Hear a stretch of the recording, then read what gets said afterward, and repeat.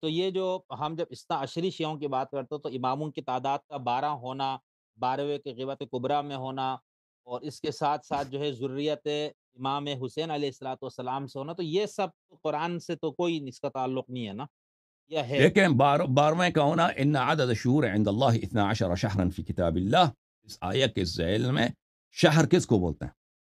شہر ایک تو مہینے کو بولتے ہیں، دوسری جی، عرب لغت میں شہر وہ عالم جو شہر آفاق ہو، صحیح ہے، شہر آفاق ہو، اس عالم کو بھی شہر آفاق ہو، اس کو بھی کہتے ہیں ان عدد الشہور عند اللہ 12 شہرا فی کتاب اللہ ذالک الدین القیم، یہ دین قیم یہ ہے۔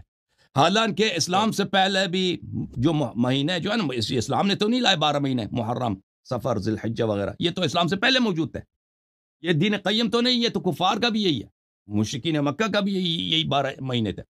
ذالک الدین القیم ان عدد الشہور عند اللہ 12 شہرا فی کتاب اللہ، یہ اس میں ہے۔ اللہ آپ کے صحیح، عرض کریں کہ یہ کون سے 12 مشہور افراد ہیں، عالم ہیں جو شہر آفاق ہیں، جن کی عدد اللہ کے علم میں یوم خلق السماوات 12 ہیں، 13 نہیں ہے، 11 نہیں ہے، 14 نہیں ہے، 10 نہیں ہے، نہ زیادہ نہ کم، 12 ہیں۔ صحیح، یہ دیکھیں صحیح، اہل بیت اطہار علیہ الصلوۃ والسلام، جن کا قرآن مجید نے حکم دیا کہ ہم ان کی اتباع کریں، ان کا فرمان بہت، اس آیہ کے ذیل میں احادیث بہت زیادہ ہیں کہ اس سے مراد ائمہ اطہار علیہ السلام ہے، کیونکہ قرآن کا بطن ہے، بطن کا بطن ہے، اور ایک آیہ کے متعدد معنی ہو سکتے ہیں بشرط کہ وہ منصوص ہوں۔ بالکل، یہ اس کے ذی الحجہ، محرم وغیرہ بھی مراد ہے، اس کو ہم منع نہیں کرتے، لیکن دوسرا معنی کہ ائمہ اطہار علیہ السلام صحیح، مراد اور مقصود ہیں، یہ بھی ہیں۔ اور اس کے علاوہ میں آپ کی خدمت میں عرض کروں، دیکھیں قرآن مجید جو ہے، فرقان حمید، اس کے متعلق دیکھیں جو مشہور عقیدہ ہے، جو مشہور ہے مسلمانوں میں، چاہے شیعہ ہے چاہے مخالفین میں، وہ یہ ہے کہ قرآن مجید میں سے کوئی آیا کم نہیں ہوا ہے۔ دیکھیں وہ یہی ہے، ہم جب کہتے ہیں 12 امام قرآن میں دکھائے نا، ان کے نام یہ ذریہ امام حسین علیہ السلام میں سے ہیں، تو یہ دیکھنا ہے ہم نے کہ مشہور عقیدہ یہ ہے کہ اس کی وہ کچھ آئے، اس میں کمی نہیں آئی ہے، لیکن اس کے دلیل کیا ہے؟ دلیل اس کا کچھ بھی نہیں ہے۔ اس کو جو دلیل کے ہاں، طور پہ پیش کیا جاتا ہے نا، وہ صرف ایک ہی آیا ہے، انا نحن نزلنا الذکر وانا له لحافظون۔ شیعہ نقطۂ نظر سے تو یہ تو بالکل واضح ہے کہ یہاں سے ذکر سے مراد قرآن مجید ہو، یہ کوئی ایسی کوئی دلیل نہیں ہے ہمارے پاس۔ ذکر سے مراد امیر المؤمنین علیہ السلام ہے، وہ حدیث منصوص ہے کہ ذکر سے مراد امیر المؤمنین علیہ الصلوۃ والسلام ہے۔ ذکر سے مراد قرآن ہے، دیکھیں یہ ذکر سے مراد کہ حتماً قرآن مراد ہو، یہ کوئی متعین چیز نہیں ہے، ہو سکتا ہے قرآن ہو سکتا ہے غیر قرآن، اس کے لیے دلیل کی ضرورت ہے۔ اچھا، آپ کیوں کہتے ہیں اس سے مراد قرآن ہے؟ اس سے مراد کسی کے پاس کوئی دلیل نہیں ہے، صرف سوائے اس کے انا انزلنا کا لفظ ہے۔ جماعت مخالفین جو کہتے ہیں کہ یہ، اور ہمارے بھی کچھ مفسرین جو کہتے ہیں صرف نزلنا تنزیل کی وجہ سے، لیکن تنزیل تو رسول پاک صلی اللہ علیہ وسلم کے بارے میں بھی نازل ہوا ہے، تنزیل بلے جی، انا ارسلنا الیکم رسولا ذکرا، رسول صلی اللہ علیہ وسلم کو ذکر کہا گیا، اور اہل بیت علیہ السلام نے فرمایا کہ ہم ذکر رسول اللہ صلی اللہ علیہ وسلم ہیں، اور ہم آل ذکر ہیں، ہم اہل بیت علیہ السلام ہیں۔ صحیح، صحیح، فاسألوا اہل الذکر ان کنتم لا تعلمون، ان اہل کو تم الذکر لاتے ہیں، یعنی اہل الرسول صلی اللہ علیہ وآلہ وسلم۔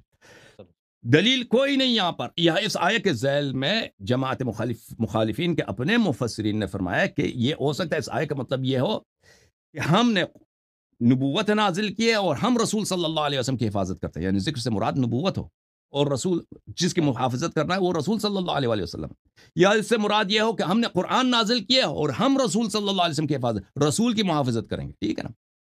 بہرحال صحیح، اس کے علاوہ کوئی حدیث ہو نبی صلی اللہ علیہ وسلم کی، یا کوئی حدیث ہو صحابہ کی، کوئی فرمان ہو خلفائے راشدین کی، صحابہ کی، کہ قرآن میں کمی، کسی کے پاس کسی کا شہادت نہیں ہے، بلکہ بے اندازہ دلائل موجود ہیں صحیح روایات کے ساتھ، عائشہ سے، عمر بن الخطاب سے، عبداللہ ابن مسعود سے، ابی ابن کعب سے، بہت بڑے بڑے صحابہ سے، کہ یہ اس قرآن میں آیات کھو گئے ہیں، اس میں آیات کی کمی ہے، آیات ناقص ہے۔ اور یہ کہ جب عثمان نے ایک نسخہ لکھا قرآن کا اور اس نے اس کو سب شہروں میں پھیلا دیے، تو اس زمانے میں بہت بڑے بڑے صحابہ نے اس کی بہت شدید مخالفت کی ہے، ٹھیک ہے نا۔ اور اہل بیت اطہار علیہ الصلوۃ والسلام نے تو کبھی تعین نہیں کیا، تائید نہیں کیا کہ قرآن میں کمی پیش نہیں آئی ہے۔ اہل بیت علیہ السلام کو ہمیشہ یہ موقف رہا ہے کہ قرآن کے آیات میں جان بوجھ کر کیونکہ یہ قرآن موجود، قرآن جس نے جمع کیا وہ وہی لوگ ہیں جنہوں نے خلافت غصب کی ہے، جنہوں نے جو اہل بیت علیہ السلام کی دشمنی کے پلیٹ فارم پر، دشمنی کے مبنا پر انہوں نے خلافت غصب کیا ہے، اور ان کا ایجنڈا یہ، ان کا ایک ہی، پوری دنیا میں ان کا کوئی مخالف نہیں تھا خلفاء کا، ابو بکر کا، عمر کا، عثمان کا، پوری دنیا میں یعنی ایسے ان کی خلافت کو الٹ سکے کوئی نہیں تھا. یعنی اگر آپ دیکھیں روم والوں کا، ایران والوں کا اتنا پاور نہیں تھا کہ ان کو وہ کرے، کیا کریں، ان کا تختہ الٹ سکے. عالم اسلام میں بھی ان کا کوئی چیلنج نہیں تھا، صرف ایک ایز میں اختلاف تھا ان کا، اور وہ ہے بیت علی علیہ الصلوۃ والسلام، بیت اہل بیت علیہ السلام، بیت الامام والعصمہ علیہ الصلوۃ والسلام، کہ ان کو بھی پتہ ہے بخوبی کہ اگر مسلمان ان کے حق کو جان لے تو وہ ہمیں نہیں مانیں گے. اب بھی یہی ہے، جب مسلمانوں کو پتہ چل جاتا ہے کہ اہل بیت علیہ السلام کون ہے، پھر وہ خلفاء کا اعتبار نہیں کرتے. جیسے آپ خود اس کی مثال ہے، آپ غیر شیعہ تھے، آپ شیعہ ہو گئے. تو اس زمانے میں بھی ابو بکر عمر کو بخوبی پتہ تھا، عثمان کو بخوبی پتہ تھا کہ اگر یہ لوگ جو مسلمان ہو رہے ہیں بڑی بڑی تعداد میں، فتوحات ہو رہا ہے، ایران، مصر، شام، یہ نئے ملینز کے حساب سے جو لوگ مسلمان، اگر ان کو پتہ چلے جائے کہ اہل بیت علیہ السلام کون ہے، خلافت کے حقیقی وارث کون ہے، اطاعت کے حقیقی اقدار کون ہے، ابو بکر عمر کی تو ان کی تو حکومت اسی دن اس کا تختہ الٹ جائے گا. تو ان کو بخوبی پتہ، یعنی اپوزیشن ان کا کوئی نہیں تھا پوری دنیا میں. پوری دنیا میں خلفاء کا ایک ہی اپوزیشن تھا، اور وہ ایک بہت ہی چھوٹا سا گھرانہ، کمزور، ظاہری لحاظ سے کمزور گھرانہ، جن کی اتنی وہ فالوورز نہیں ہیں، اتنے ماننے والے نہیں ہیں، لیکن ان کا حق بہت عظیم ہے. اگر ان کا حق لوگوں کو پتہ چل جائے تو ان کی سیاسی طاقت بے نہایت ہو جائے گی، کسی کو پھر ان کو روکنے والا کوئی نہیں ہوگا. تو یہ جو ہے، یہ لازمی بات ہے، یہ سیاستدان تھے، یہ اپنے منافع کو بخوبی جانتے تھے، تو انہوں نے قرآن جمع کیا ہے، اور وہی قرآن ہمارے پاس آج ہے. ٹھیک ہے نا؟ تو جب جماعت مخالفین سے ہم ڈیمانڈ کرتے ہیں کہ تم قرآن کے کمپلیٹ ہونے پہ دلیل لاؤ، ان کے پاس کچھ بھی نہیں ہے. ہمارے پاس کہ ان کے اپنے کتب سے کہ یہ قرآن ناقص ہے، ان کے اپنے کتب سے دلائل بے شمار ہیں. تو اہل بیت علیہ السلام نے کبھی تسلیم نہیں کیا کہ یہ قرآن کامل ہے. اہل بیت علیہ السلام کے احادیث اس مسئلے میں بہت زیادہ ہیں. قرآن میں کمی کی گئی ہے. کہاں پہ کمی کی گئی؟ 2 مقامات پر. وہاں اس مقامات پر جہاں پہ اہل بیت علیہ الصلوۃ والسلام کے فضائل اور ان کے مقامات اور ان کے اسماء مبارکہ تھے، صحیح، ان کو ان لوگوں نے حذف کر دیا. اور وہ دوسرا مقام وہ ہے کہ جہاں پر صحابہ کی شدید مذمت تھی، صحابہ کی نام کے ساتھ، ان کی نشانی کے ساتھ کہ فلان نے یہ کیا ہے، یہ اس کے ان کے نفاق کی دلیل ہے، ان کی جہنمی ہونے کے دلائل تھے واضح جو تھے، ان لوگوں نے ان کو حذف کر دیا. ٹھیک ہے نا؟ اپنی سیاسی مصلحت اور منفعت کے لیے. اور جو لوگ دیکھیں رسول اللہ صلی اللہ علیہ وسلم کے مرض الموت پر ان کے سامنے ان کو کہہ سکتے ہیں ان الرجل لا یحجر، یہ شخص ہذیان کہہ رہا ہے، تو وہ اگر قرآن کی کچھ آیات کو چھپا دیں تو اس میں کیا تعجب ہے. ٹھیک ہے نا؟ عرض یہ ہے تو لیکن قرآن کے متعلق جو جو قرآن کے متعلق ایک جو اساسی بات ہونی چاہیے وہ یہ ہے کہ پہلی بات یہ ہے کہ ہم جماعت مخالفین سے ڈیمانڈ کرتے ہیں کہ بھئی تم دلیل تو لے کے آؤ نا، کہ تم نے دنیا کو بر دی ہے اس نعرے سے کہ قرآن میں کمی نہیں ہے، قرآن کامل ہے. اس کے دلیل کہاں ہے؟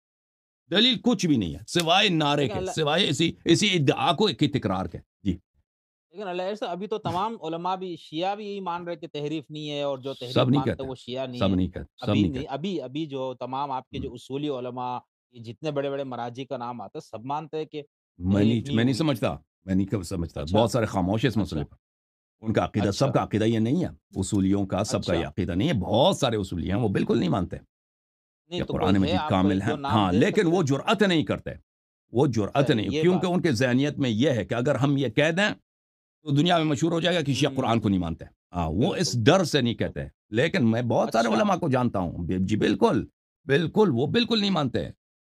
میں آیت اللہ وحید خراسانی صاحب کے درس میں ہم جب جاتے تھے تو ان سے تو میں نے کبھی نہیں سنا، لیکن ان کے جو سینئر شاگرد تھے تو وہ تو بہت واضح طور پہ کہتے تھے یہ تو بالکل بدیہی بات ہے، قرآن میں کمی ہے. ٹھیک ہے نا؟